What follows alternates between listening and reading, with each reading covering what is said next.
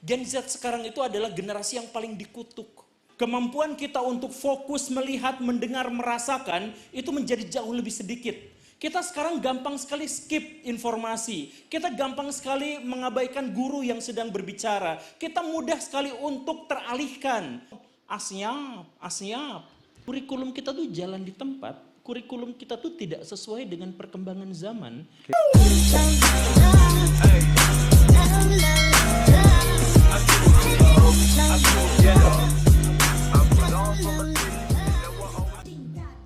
Assalamualaikum warahmatullahi wabarakatuh. Saya di sini diminta untuk berbicara secara monolog hanya dalam waktu 5 menit saja. Saya tidak tahu kenapa, tapi saya pikir masalah utamanya adalah karena saya harus berhadapan dengan Gen Z. Gen Z dikenal sebagai generasi yang dibesarkan oleh media sosial. Mereka mendapatkan informasi dari sana, mereka mendapatkan pengetahuan dari sana, mereka lebih dekat dengan media sosial daripada orang tua dan guru-guru mereka sendiri di sekolah. Konon katanya seperti itu, sehingga kalau anak-anak zaman sekarang ditanya, informasi lebih banyak itu kalian dapatkan dari Google atau dari guru? Jawabannya adalah dari Google. Lebih banyak mana kalian membaca buku atau nonton YouTube? Nonton YouTube, nonton TikTok. Dan akhirnya apa? Sekitar 2 tahun yang lalu, sebuah media survei menyebutkan bahwa Indonesia menempati posisi pertama sebagai pelanggan TikTok nomor 1 dengan jam tayang per hari 7 jam. Ini rekor kita. Kita megang handphone paling lama di seluruh dunia yaitu 7 jam. Tapi dengan kontribusi terhadap perkembangan internet itu adalah yang paling rendah di seluruh dunia. Kita konsumsi paling tinggi, tapi produksi paling rendah. Dan inilah yang menyebabkan kemampuan kita untuk fokus, melihat, mendengar, merasakan itu menjadi jauh lebih sedikit. Kita sekarang gampang sekali skip informasi. Kita gampang sekali mengabaikan guru yang sedang berbicara. Kita mudah sekali untuk teralihkan pada apa yang sebenarnya kita tujukan untuk kita perhatikan. Kita semakin kesini tuh semakin susah untuk fokus. Dan inilah salah satu masalah besar kita. Presiden kita mewanti-wanti bahwa nanti tahun 2045 kita akan menjadi negara sukses, negara hebat, negara maju dengan pendapatan yang luar biasa. Tapi beban itu diserahkan pada kalian, pada kita semua.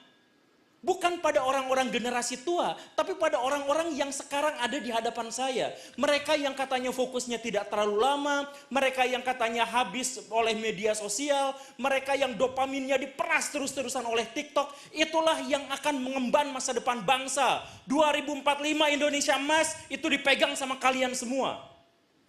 Lalu muncul pertanyaan, sanggupkah kita? Orang yang fokus aja susah. Yang ngedengerin guru ngomong aja susah. Yang gampang terdistrak pola pikirnya, yang gampang terbebani otaknya. Itu yang akan menjadi pemimpin di Indonesia masa depan. Makanya saya berpikir bahwa Gen Z sekarang itu adalah generasi yang paling dikutuk. Mereka bebannya paling besar, tapi keterampilan mereka dihajar sejak dini. Saya ngomong tadi, saya tidak boleh berbicara lebih dari 5 menit. Alasannya diantaranya adalah kemampuan fokus kita memang sangat-sangat terbatas untuk orang zaman sekarang. Siapa yang ketawa barusan? Ada yang mencoba membungkam saya di sini. Jadi, dan sekarang apa? Kenapa kita susah fokus? Karena kita inflasi informasi. Kita tidak butuh banyak informasi. Tubuh biologis kita, otak biologis kita hanya membutuhkan informasi yang berhubungan dengan kepentingan kita dalam mempertahankan diri, mempertahankan spesies, dan mempertahankan kelompok. Otak kita tuh didesain untuk itu. Lalu sekarang kita tiba-tiba dibanjiri informasi bahkan yang gak penting-penting amat. Ada masalah politik yang terus-terusan gak beres-beres masuk ke dalam otak kita. ada entertainment, ada gosip, ada perceraian masuk ke dalam otak kita. Gak penting, tapi dopamin kita memaksa kita untuk tertarik pada hal yang seperti itu. Scroll, seru, scroll, seru, scroll, seru. Padahal itu gak penting. Dampaknya apa? Dampaknya adalah otak kita, dopamin kita diperas, naik terus.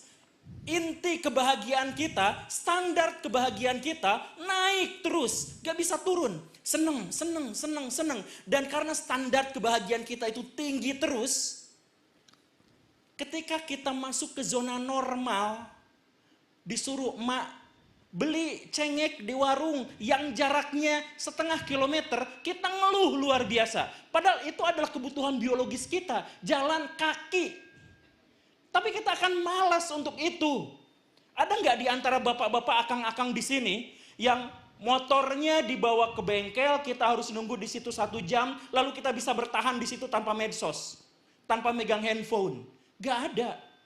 Jadi tubuh biologis kita sekarang pun sudah dirusak. Otak biologis kita yang seharusnya hanya mendapatkan informasi, mengolah informasi, mengeksekusi informasi yang berhubungan dengan kebutuhan-kebutuhan dasar kehidupan, sekarang kita ngegibahin orang lain menjadi bagian dari kehidupan.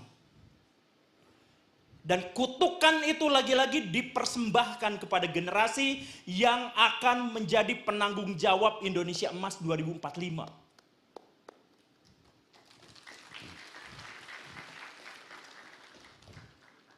Kita menghadapi zaman disrupsi, zaman di mana kita tidak bisa beradaptasi terhadap perkembangan zaman.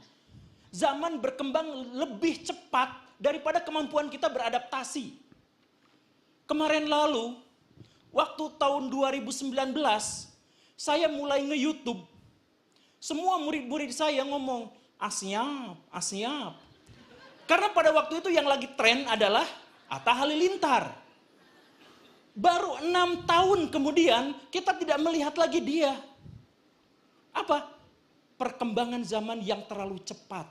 Disrupsi yang terlalu besar.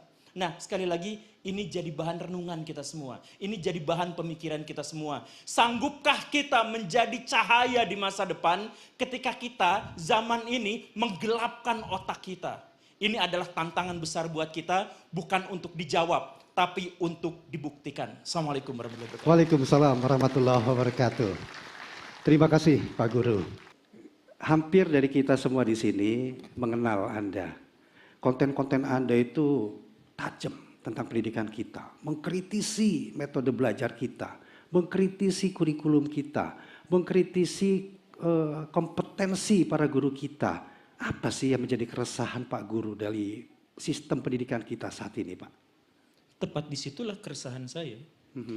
Kompetensi guru, kurikulum yang mandeg, budaya literasi kita. Jadi gini, kita tuh sangat umum mendapatkan berita-berita bahwa dalam ranking PISA kita selalu ada di posisi terbawah. Kita selalu mendapatkan informasi itu kan. Ya. Tetapi jarang yang kemudian mengakses informasi apa yang menyebabkan kita itu ada di posisi bawah dalam dunia pendidikan. Dan PISA itu menyebut ada 3 faktor. Yang pertama itu adalah kurikulum kita yang mandeg. Kurikulum kita tuh jalan di tempat, kurikulum kita tuh tidak sesuai dengan perkembangan zaman. Dan saya sebagai seorang guru mengkonfirmasi itu, baik secara materi maupun metode. Kita bermasalah dalam hal kurikulum. Itu yang pertama. Kemudian yang kedua, masalahnya itu adalah pada kompetensi guru. Jadi guru di Indonesia yang berkompeten menurut uji kompetensi Kementerian Pendidikan, kita tuh cuman hanya di kisaran 25% guru yang berkompeten untuk ngajar. Cuma 25%. Yang ironinya adalah soal-soal uji kompetensi guru ternyata tidak berkompeten.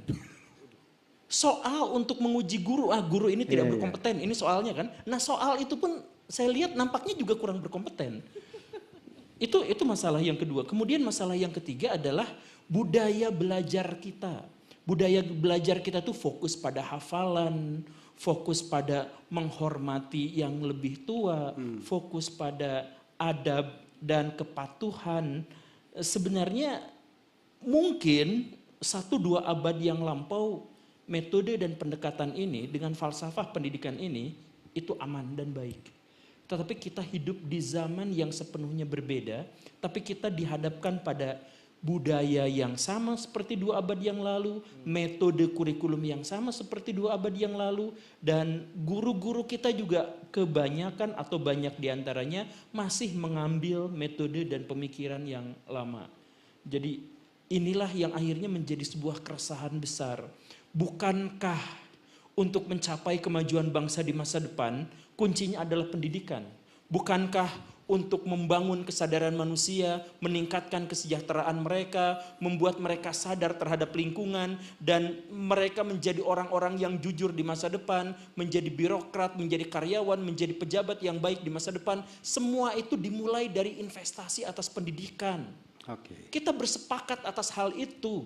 Lalu kenapa justru pada bagian pendidikan kita sudah dikasih tahu rankingnya, kita sudah diberitahu masalahnya apa, kita sudah diberitahu faktor-faktornya apa, tapi ternyata ada satu hambatan berikutnya.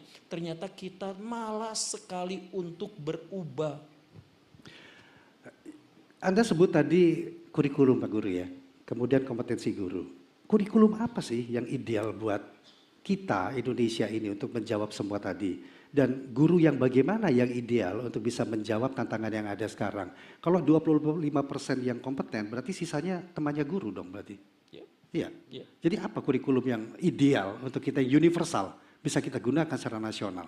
Oke, saya jelaskan sedikit ya. Saya jelaskan sedikit. Gini, pendekatan mengajar itu kita bagi menjadi beberapa lapis. Yang pertama itu katakanlah adalah pedagogi. Kemampuan untuk menyampaikan pesan, informasi agar peserta didik itu memahami, itu pedagogi. Yang kedua itu adalah andragogi. Kemampuan agar orang-orang yang menjadi tempat, yang menjadi objek pembelajar itu berinteraksi langsung. Jadi pengajar dengan yang diajarinnya itu berinteraksi langsung, 2 arah. Kalau pedagogi searah, tapi kemampuan menyampaikan pesannya baik. Yang kedua itu andragogi. Dia dianggap sebagai orang yang lebih dewasa, yang lebih paham. Anggaplah. Yang ketiga itu adalah hetagogi, lebih tinggi lagi. Kemampuan orang untuk belajar bahkan tanpa gurunya. Jadi dia bisa belajar mandiri. Itu yang ketiganya. Yang keempatnya itu adalah paragogi. Paragogi itu adalah kemampuan untuk belajar sendiri dan menciptakan tim untuk berkooperasi. Membuat pendidikan itu bersama-sama. Dan yang kelima itu adalah cybergogi. Bukan tim, tapi banyak orang di seluruh dunia tergabung dalam pembelajaran bersama. Singapura di level Singapura, Malaysia, Australia, Selandia Baru, negara-negara yang mengelilingi kita cybergogi. Kita pedagogi belum selesai. Kemampuan guru menyampaikan pesan dengan baik itu belum selesai. PR kita masih di level itu. Oke, jadi apa yang harus dibereskan dulu? Nah, jadi apa yang dibereskan? Makanya saya tanya di sini yang ngakunya Gen Z. Saya kan tadi bertanya, benarkah kalian mendapatkan informasi lebih banyak dari medsos dan handphone daripada dari guru di kelas? Benar kan? Artinya apa? Artinya sejak 10 tahun yang lalu, kelas kita tuh sudah pindah ke handphone. Kelas kita tuh sudah tidak lagi di ruang kelas. Di ruang kelas kita tuh tempat tidur dan bercanda dengan teman. Untuk mendapatkan informasi, kadang-kadang kita cari sendiri, kadang disuruh sama guru untuk mencari di sini. ChatGPT dong. ChatGPT, Google, YouTube dan sebagainya. Kita pindah di sini, makanya yang saya bilang dunia internasional itu cybergogi.